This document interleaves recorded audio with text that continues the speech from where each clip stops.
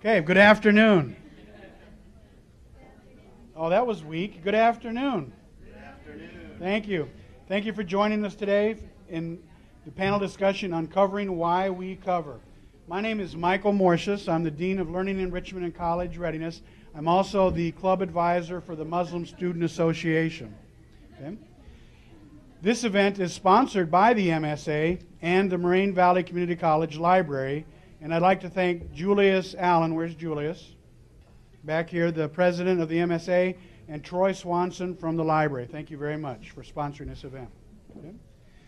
The intent of today's presentation, I want to talk about what we're going to try to do today. So first I'm going to tell you what it is not. This is not a lecture on Islam. Okay?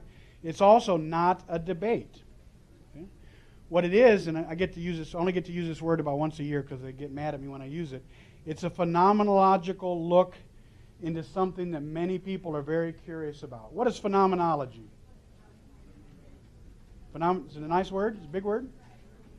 Phenomenology is a research method that many of you will find in your field is when you try to understand something by looking at that thing from the other person's perspective, not from your perspective.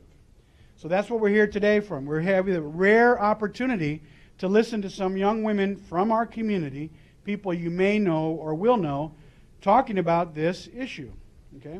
One of the ongoing goals, we do many sessions and presentations, one of the ongoing goals of MSA is for us to be able to define our own faith in a day when a lot of people try to define it for us. And today we're going to take that down a little lower and let 6 young women define their own experience instead of letting other people, particularly in the media, define it for them. Okay? And the last thing I'd like to say is we're going to practice some critical thinking things. When we talk about critical thinking, there's 2 things I always like to remember. One, exposure does not equal promotion. Just because we talk about something or we share something doesn't mean that we're promoting it. And 2, most importantly, out of respect, acceptance does not necessarily mean agreement. Okay? I think these are things when we talk about difficult subjects. Now, a few notes before we proceed to how the session will go. First, I'll ask each of the panelists to share their initial thoughts on today's topic, why they cover, what that means to them. Then I'll open the floor for questions from you, and Julius should be handing out some note cards. You can either ask the question or you can write it on a note card. I will have some additional questions as we go, and then we'll conclude. My job as a moderator is to keep us on task and to make sure we get a chance to understand these young ladies, their experiences, and their perspectives. Okay? So now we're going to begin with the panel. I would now invite each of our panelists to introduce themselves and to respond to the first general question, what does it mean to you to wear a hijab? And we'll start with Nermeen. Hi, assalamu alaikum. May peace be with you all. My name is Nermeen Shaabna. I am a sophomore at St. Xavier University. I was president of my Muslim Student Association last semester, and I started wearing the hijab around 13 years old. I mean, originally, when a girl starts wearing the hijab, people would think that it's because her parents forced her to, whereas my parents actually had no input in it at all. It actually was my decision all by myself. And really, at the time, I was already praying 5 times a day, wearing long sleeves, trying to be modest in school in the way I speak and the way I act towards others and my actions. And I knew that I had to go and level up one more. I had to reach self-actualization in that matter. So I actually started practicing wearing the hijab, going to the mall. And one day on Eid al-Fitr, which is the holiday that comes after Ramadan, I put on the hijab, and I never took it off nor regretted it since then. Hijab, it means freedom to me. I mean, many people will think I'm oppressed and, I have no way of, expressing myself, but I do. I mean, I have all different kinds of hijab. I have hijab for boxing. I have hijab for the gym. I have, hijab for, I express myself equally, and I think it's more oppressing that people think that I'm oppressed than I actually am oppressed. It's liberation. I am free. I strip the eyes of all of those who could judge me by the way I look. You have no way of judging me by the way I look unless you have something against Islam, of course, and but you really have a chance to get to know me. You're not coming up to me because, my hair looks amazing today, or because my skin's amazing, or because I look amazing. You come up to me because you want to hear what I have to say, or you have a question to ask me, or, you find me intelligent, or you find me interesting, but nothing of the sort of the way I look. So that's why I love wearing the hijab, and that's why I originally wore the hijab. I have 2 older sisters who wear the hijab. My mom wears the hijab. I live in a religious family. So I guess I was a little bit influenced by them. But the message, you have to wear it, but I get why I have to wear it. I don't question it, and I love it every single day, and I can't say that I would live any other way. Hello everyone, Assalamu alaikum. My name is Noor Salah. I am the Vice President of MSA, and I'm a freshman here. And I wore the hijab when I was in 6th grade. I came from Brazil to from Brazil to the Middle East, and then I saw the way they wear it. I saw how they're treated differently, how they're more respected. And my Islam teacher, actually told me, I told her, why do I have to wear the hijab? She's like, there's 2 pies, one that's covered and one that's not covered. Which one attracts more flies? The uncovered one, right? So you're basically gonna be treated based on your intelligence. People look at me for my character, my personality, how I talk, my actions. They see me for who I am, not for what I look like, my hair, my body. Dressing modest is not new. During history, religion has always told people to be modest, to cover up. Mary wore the veil. Nuns wear veils. It's not new. Christians want to be modest. It's in religion. It's not new. So I wear it because I feel like free. I am free. I choose to wear it. I never been forced. It's just, that's it. This face, it's natural. Assalamu alaikum everyone, my name is Amani Dabli, and I am currently a senior still at Stagg High School, and I am their vice president for MSA. And the reason I cover is because to better my relationship with God, and also for respect for myself. By wearing the hijab, I actually put my character on display, and to make the person in front of me talk to me, and me knowing that they're looking at me for my personality, to show them that I'm more concerned about who I am inside, and I'm like a mind and my soul, for them to discover that rather than discover my appearance. And also for my relationship with God, because as a follower of Islam, we have the Quran, and in the Quran it states in a Quranic verse, and say to the believing woman that they should lower their gaze and guard their modesty, that they should not display their beauty and ornaments except what must ordinarily appear thereof, that they should draw their veils over their bosoms and not display their beauty, except, and then it goes on and says, except to who, like your husband. There's definitely exceptions to it. But yeah, just because I'm respecting the command from God as a follower of Islam. Hi, my name is Noor Hammam. For me, why I wore the hijab, it was different. Me being Yemeni, it's more of a cultural thing. But one day I did ask myself why we had to wear the hijab. I looked it up, I asked people. It's more than just a cultural thing. It's more than just a veil over your head. It's a sense of modesty. You go out, you're confident in yourself, you feel like a jewel. Islam treats women as a jewel, and they are covered so to be treated with respect to,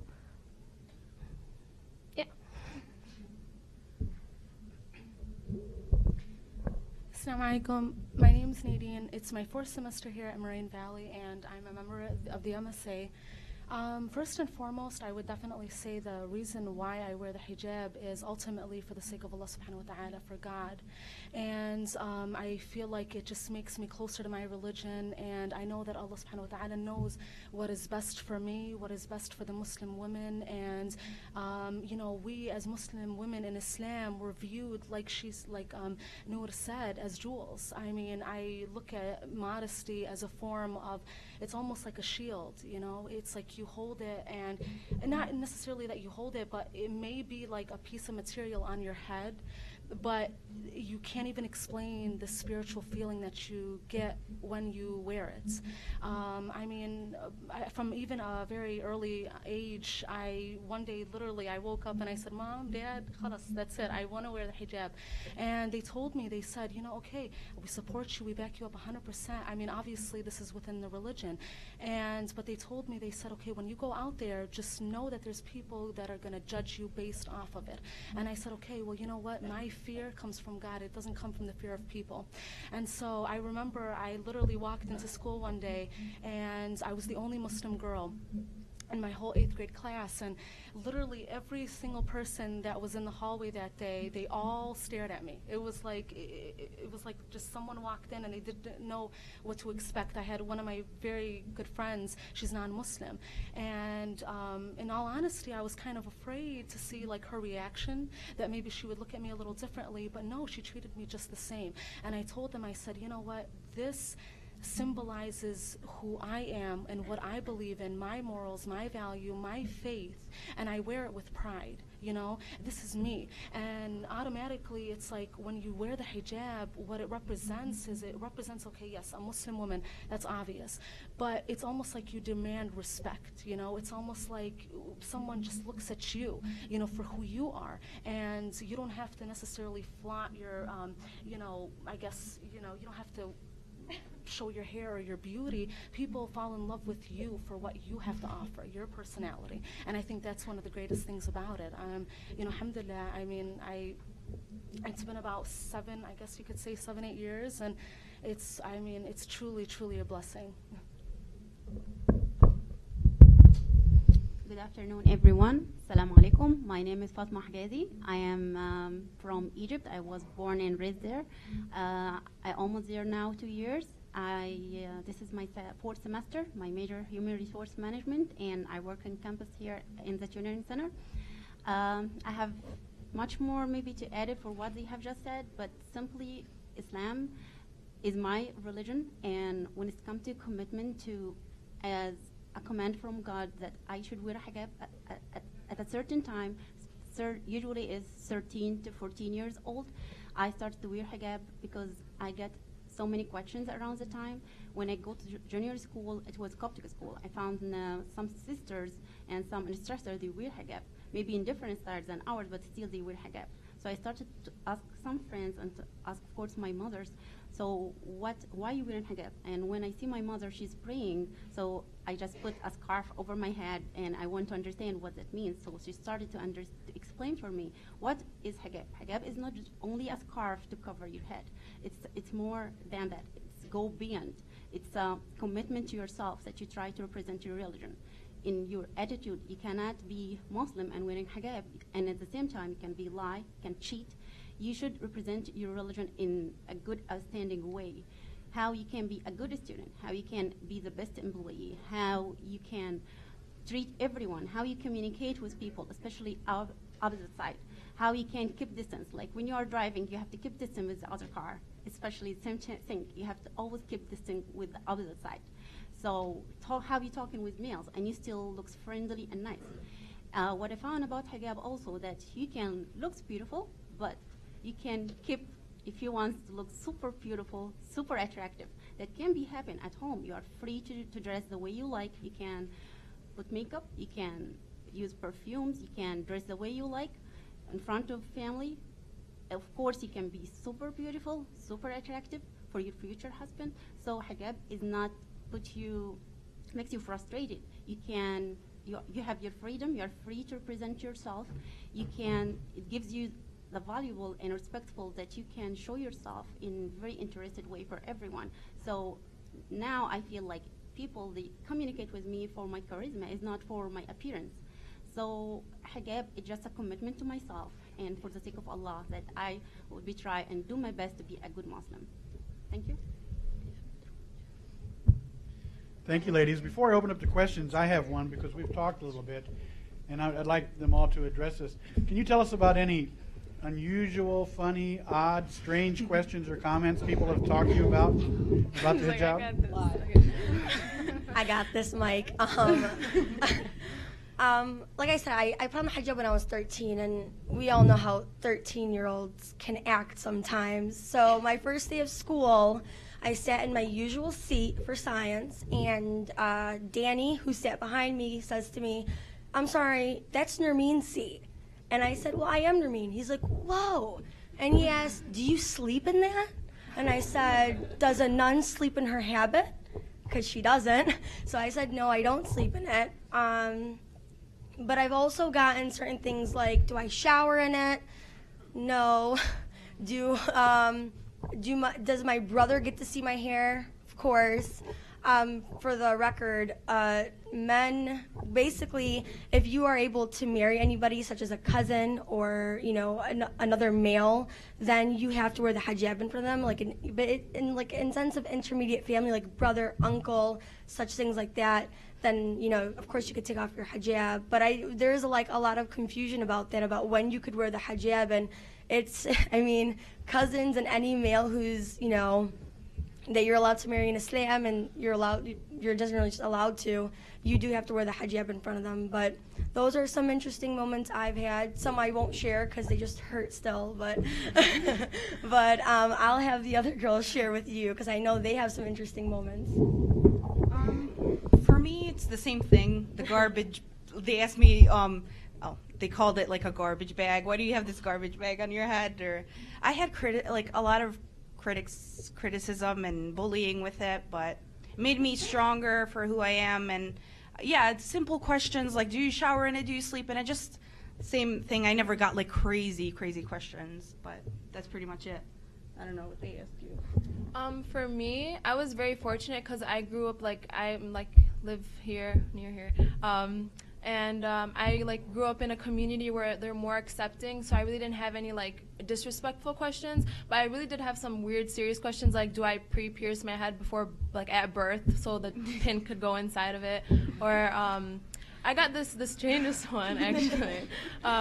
People actually apologized to me for wearing the hijab, and I was like, no. They were like, oh, I'm so sorry you have to wear that, and I was like, no, I'm sorry that you feel that. It's sorry for me, because it really did for me the hijab. I have to explain to them that for me during an age where teenager, and I'm pretty sure a lot of people could relate with me on this, during a time where a person's struggling to find themselves, the hijab is the thing that has made me find myself in my personality and mold me into who I am today.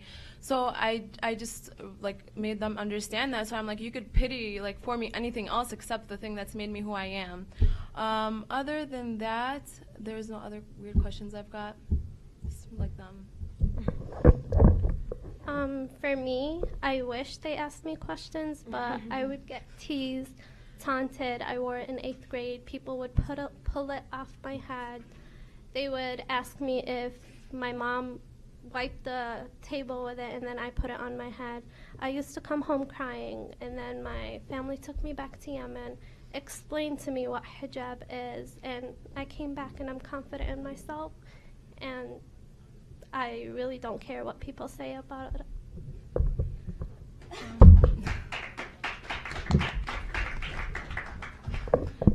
I would definitely say that I've probably heard almost every question in the book, so no question phases me now.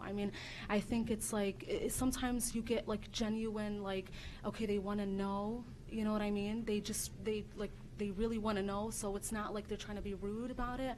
I definitely tell people all the time, if you're just curious, ask. All you have to do is ask. If anything, if you have a stereotype, then I want to crush that stereotype. I don't want you to continue thinking the way that you do. Do you know what I mean? And I remember one time I was in high school, it was my senior year of high school, and my teacher, and it wasn't necessarily that I got offended by it, but I just thought he just didn't really understand. He said that, okay, don't you just want to be a typical American girl? Well, what is that typical American girl? You know what I mean? What is it? What define typical American girl? I was born and raised here. I'm just an American, just like anybody else, except I'm Muslim, and I wear the scarf and I wear the hijab. I wear the hijab. So if anything, I feel like it makes me special. I feel like it makes me stand out in a good way.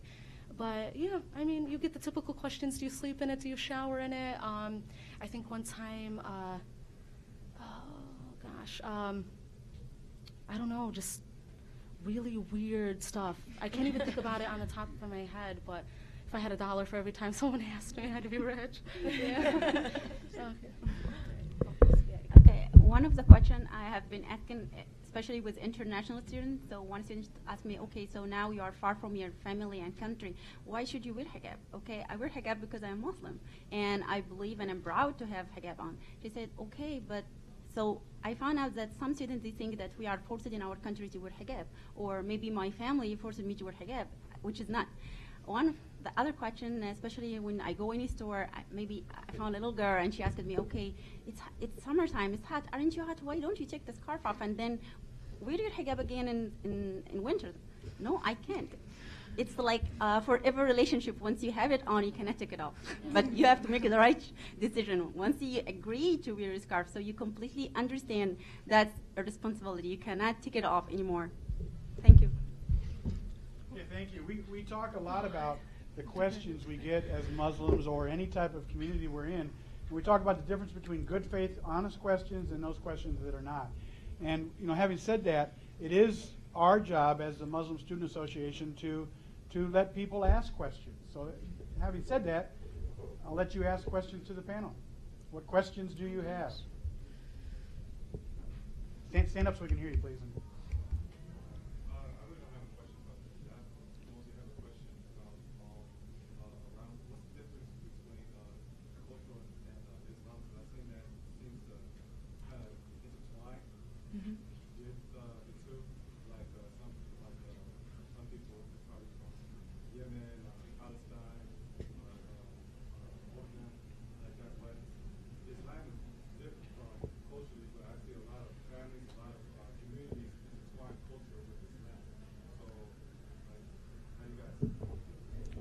Yeah, the question is the relationship. Obviously, this is an issue in Islam, but there's cultural differences between countries and things, particularly with the hijab.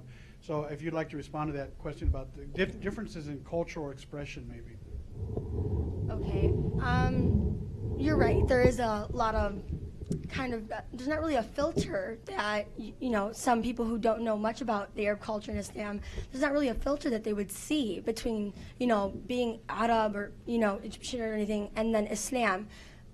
Culture is language, food, dance, basically anything. Like when you go to a wedding, that's the best time to see the culture. When you go to a different country, that's the best time to see the culture. But the religion, and sometimes I won't say contradict, but culture kind of doesn't filter Islam, and Islam doesn't filter culture. Islam is being Muslim. It's the Quran. It's the rules. It's the guidelines. It's the way to live by, but it's your belief, it's the belief in God. Culture, it's not the belief in God. It's being Arabic and, eating hummus and, you know what I mean? Certain things like that, that's the culture.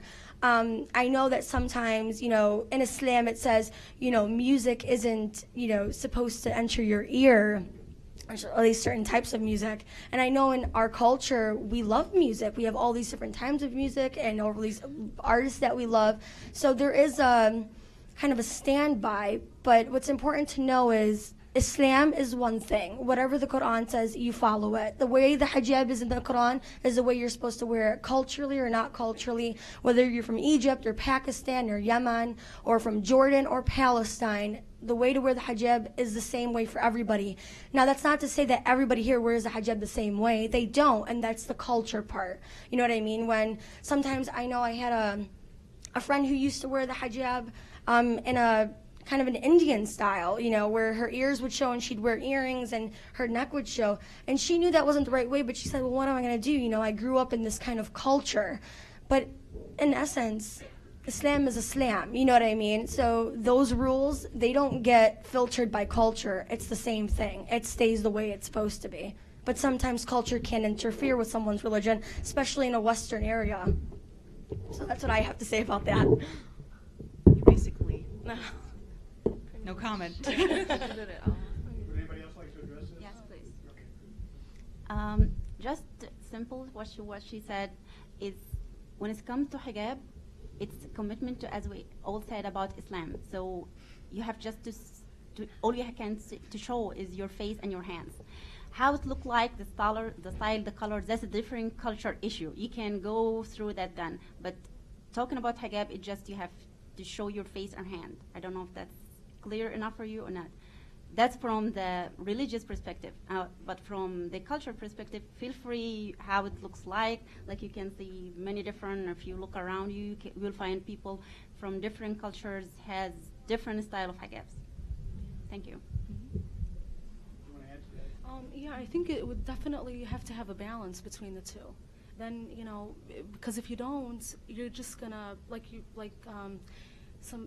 think one of you guys mentioned that it kind of intertwines. So you have to have the balance because culture and religion are two different things. I mean, you can be Middle Eastern and be proud of your Middle Eastern background, but also you have to understand that you have to uphold your religious beliefs, you know? So a lot of people tell me, for example, modesty, like in itself, it goes hand in hand with the way that you talk and the way that you act, and it doesn't just go down to the way that you dress. So some people might say, okay, well, you know what, I can add an earring, or I can, I guess, wear makeup or do all that stuff. I mean, you want to, I guess, be like, you don't want to attract too much attention, because then that's contradicting the whole point of the scarf. Do you know what I mean, of the hijab itself? So that's it. For me, I think culture has a lot to do with hijab. In many different areas, there are different kinds of hijab. Middle East has its hijab, Yemen, Palestine. You also have to respect the area you're in, because hijab is modesty, and you have to be modest and respect where you are. Like for me, when I was in Yemen, I wore the abaya, I wore the hijab, I wore the niqab, I wore everything respecting that country, being modest to that country. When I came here, I respected this country and I wore like modern clothes. You know, one thing I'll add, I've been going to Jordan for about 10 years, and I've seen a generational difference in the hijab. And the last time I was there last year, the young girls had it piled. I didn't understand. I wondered what was underneath there. Can you talk a little bit about generational expression in hijab and things like that? Well, with each generation comes new styles, new ways of looking, you know, like now, today something could be out and then tomorrow it's old and then something else is out, you know what I mean? Today, you know, a tube top's in, tomorrow sweaters are in, you know, so you with generation comes different styles, you know what I mean? So I think from my experience, when my sisters wore the hijab, there was still overalls with the sweaters underneath and like the boots and all that. With my generation now, we're more into revealing our skin and our hair and certain things, which is okay. I mean, I no judgment to anybody, and I should say this, up here there's 6 beautiful girls, but we're not the perfect Muslim, we're not the perfect hijabis or Muslimat, and you know, there really is no perfect Muslim per se. You could be the best you can be, and that's perfect in itself.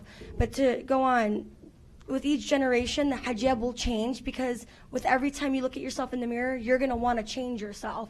So that's why in Islam sometimes they say, or the Sheikh will say, well, don't look in the mirror for too long. Do what you usually do and walk away. You look good, just walk away. Because sometimes you're going to want to put more eyeliner, more eyeshadow, some lipstick. Brothers will want to wear, you know, a little bit of a tighter shirt, some tighter pants. Sisters will want to put on skinny jeans instead of the skirt. So don't always think that you have to change yourself to go with modern times, and that's what it is getting into. We change with society, and because we're human, Muslims are the same thing. We will change with society, and it's because we're human.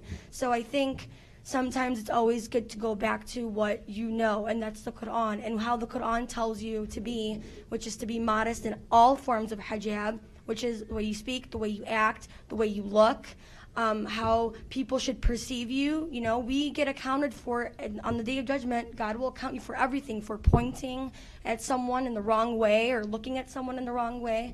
And I just think, and I hope that my sisters know that in the end, we're all going to be the same. We're all going to be beautiful, judged the same. So we might as well make this life worth living, and we don't have to go into society, and we don't have to, you know, start revealing our wrists and our ankles and such. And I see sisters now who last year wore the hijab perfectly with the jilbab and everything, and then this year,